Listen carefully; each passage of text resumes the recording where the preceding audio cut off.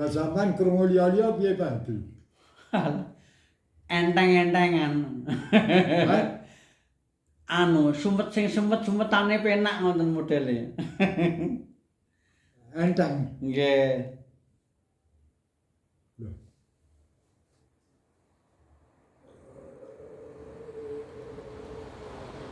Lan nembungne ngono tapi sing ditembungne ora ngono kuwi ngono lho. Nggih. Ora ngono kuwi. Nggih, pancene mriku nggih mboten salah. Tiyang niku kan ngomongne eruwe. Ngomongne pemahame ngoten lho. Oh. Memang ngoten. Dadi mboten salah. Eruwe nggih ngoten niku namungan ngoten lho. Mboten napa-napa. Dadi kula piyambak nggih maklumi mboten perlu dibantah. Ora Bene. dilene ngono jane ya. Lah malah mengklek di genahne nesu. Dadi ya wis meneng ae ngoten. Namung ngoten. Kok malah dijuding-juding ya kuwi oleh-olehane kok ngono.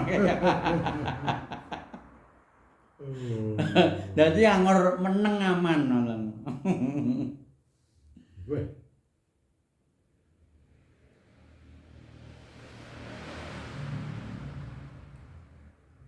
Jadi kaya wong ngaji, wong ngrungokne ngaji. Kaya wong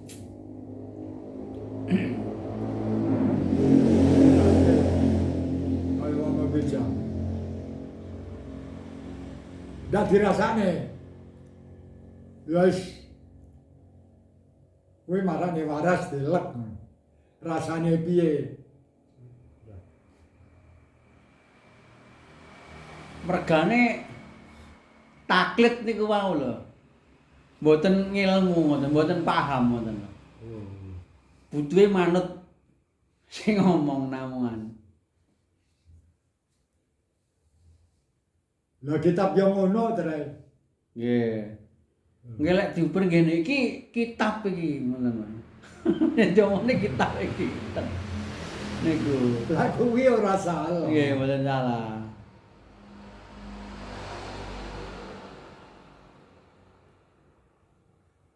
Mulane kuwi jenenge wacan. Nggih. Eneng sing diwaca. Nggih. Tulisan eneng sing ditulis.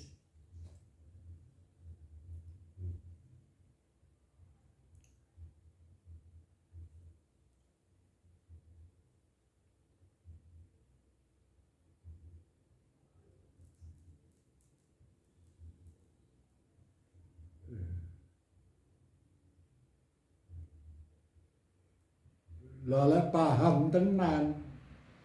Kaya wong napa surat undangan. Maca ning omahe ndaro, tesekon iku omahe ngendi? Sing ngendi to? Genahne. Iki wong paham iki. Nggih. Paham karo tulisan iki. Ora letterlek tulisan iki. Nggih.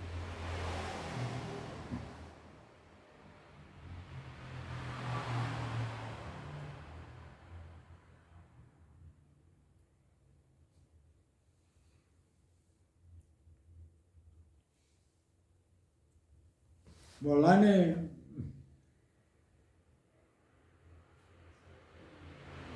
agama kak aturan agama sapa wae ora iso bantah Nggih. nyalahne ndak iso. Golek sak dhuwure ndak iso. Bener. Bukti nyata. Beda karo penemune akal. Ki wis top jeneng dhuwure nah. Top nang dhuwure nah, nang dhuwure nah. Ki penemune akal. Nggih.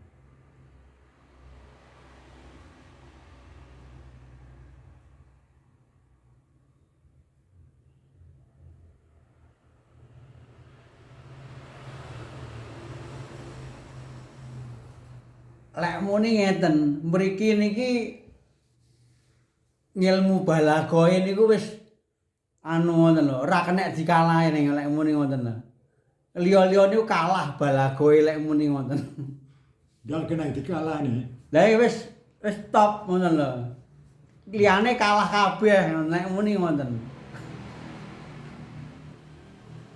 Lah kuwi pancen pelanggaran lho kuwi. Lah nggih. Jadi kayaknya mek kur maca Nggih. pelanggaran unen iki sing dikarepne ngene, unen iki sing dikarepne ngene. Balagoh niku jane artine napa? Ora beda tembung balek. Balek ku balek. Beneh genah ngoten. Wis teko Teko. Dene. Ngoten. Nggih. duk Duk ngoten nggih. Oh nggih. Nggih nggih. wis teko batas. Lah balek wis teko Balek. batas. Balek nggih. Karena apa tugas Nggih. balaghah. Iki arep kok manani neh piye liyane iki? Ora enak wis. Hah? Pol niki. Pol. Arep kok manani piye nah? Nggih. Ngono.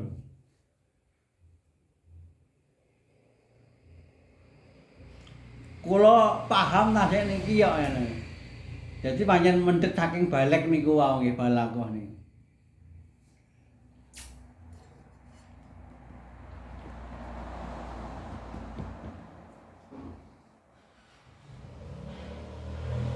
Jadi unen-unen neng pelanggaran agama aja dipaham kaya dene wong muni antar manusia.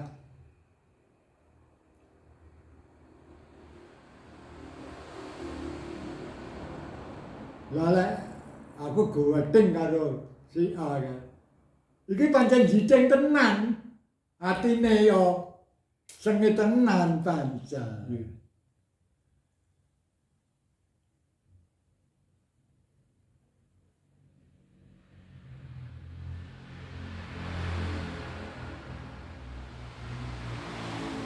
Lha Gusti Allah.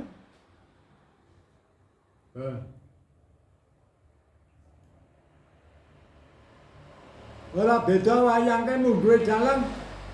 Sing elek wayang apa? Mboten wonten. Ya ora eneng iki lho. Nggih. Munggo dalan. Nggih. Kabeh kangge Lah padha. Padha. Dalang jideng Mboten. ora. Padha.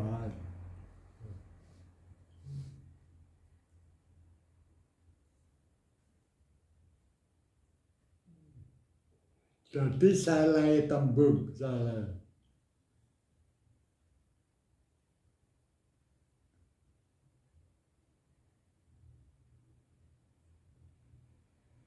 Jadi kaya dene tembung Gusti Allah Maha Welas berarti aku pengen diwelasi karo Gusti Allah. Sing diwelasi Gusti Allah ki wong piye? Wong sing piye? Oh, wong sing tekun ngibadahi. Lah aku lek pengen diwelasi carane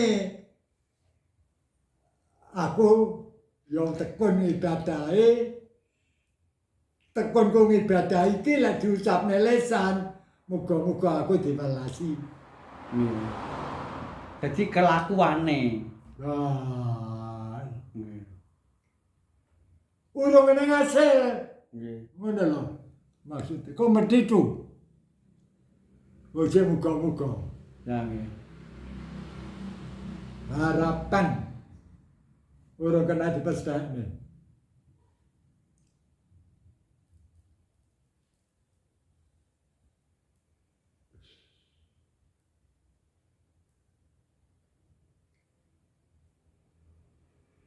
Lah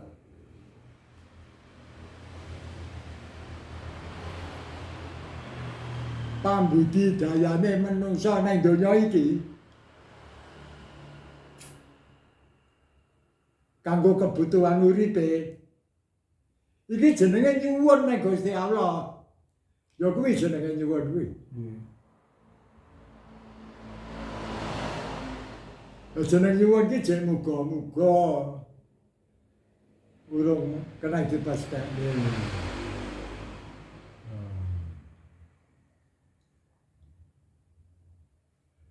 Lha kok nyuwun nang Gusti Allah mek ngatung ngene tok.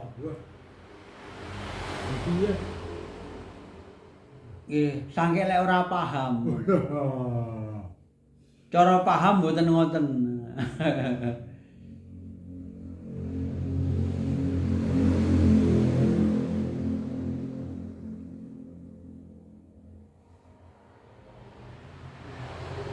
Malane lek terae paham.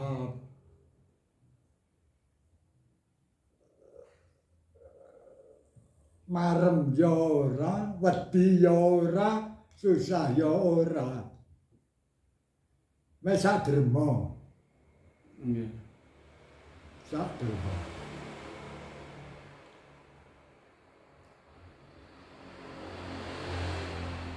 Jane pelanggaran wis eneng. Pertama, la haula wala quwata illa billah. Kuwi pertama.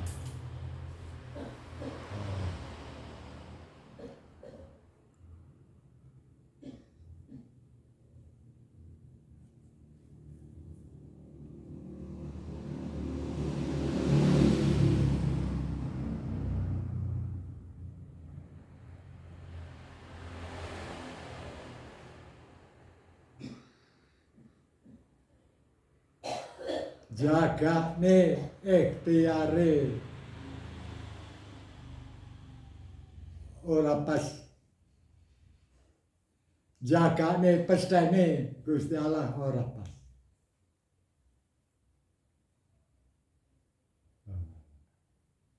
Lha piye? Ikhtiar kuwi lah payuwunan.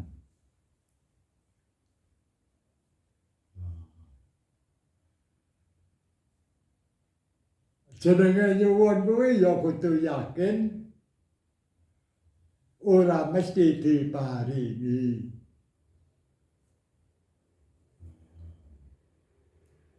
Berarti lek ora lek maringi miturut kersane Gusti Allah dhewe. Ora merga Jaluki. suwuni. Iki. Lah merga disuwuni anggere wong nyuwun diparingi. Malah rusak. Wah. Nggih, malah rusak. Mergane ahline ora paham sing dijaluk. Marai apik apa ora kan.